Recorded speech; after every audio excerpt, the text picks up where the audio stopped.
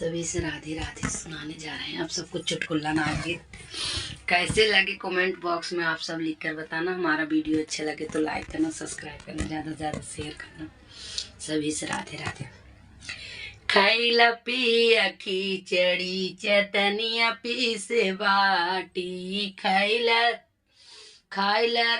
पिया खिचड़ी चटनिया पिसले बाटी, खैला पिया खिचड़ी चटनी से बाटी। रोटी जीन मांग पिया आटा नाही सान बाई, रोटी जीन पिया आटा नाही सान बाई, आटवाए सान तई कलैया मोर चटकी, आटवा सान तई कलैया चटकी। खैला पिया खिचड़ी, खैला पिया खिचड़ी चटनिया पीसे, खैला पिया खिचड़ी चटनिया पीसे बट। नैहर में रहले तो मम्मी सान दिहली, नैहर में रहले तो मम्मी सान दिहल, ससुरवा में सासू मिलल बाड़ी बूढ़ी, नैहर ससुरे में सासू मिलल बाटी बूढ़ी।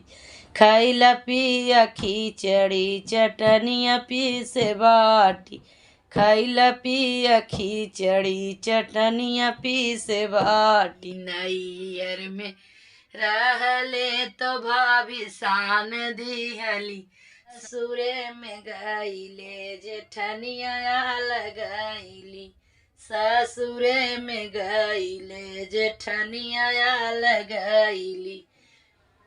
खैला पिया खिचड़ी चटनिया पीसे बाटी, खैला पिया खिचड़ी चटनिया पीसे बाटी। नैहर में रहले तो दीदी पी सान दिहली, नैहर में रहले तो दीदी सान दिहली, ससुरे में ननदी ससुरे चली गईली, ससुरे में ननद ससुरवा चली गईली। खाला पिया खिचड़ी चटनिया पीसे बाटी, खाला पिया खिचड़ी चटनिया पीसे बाटी।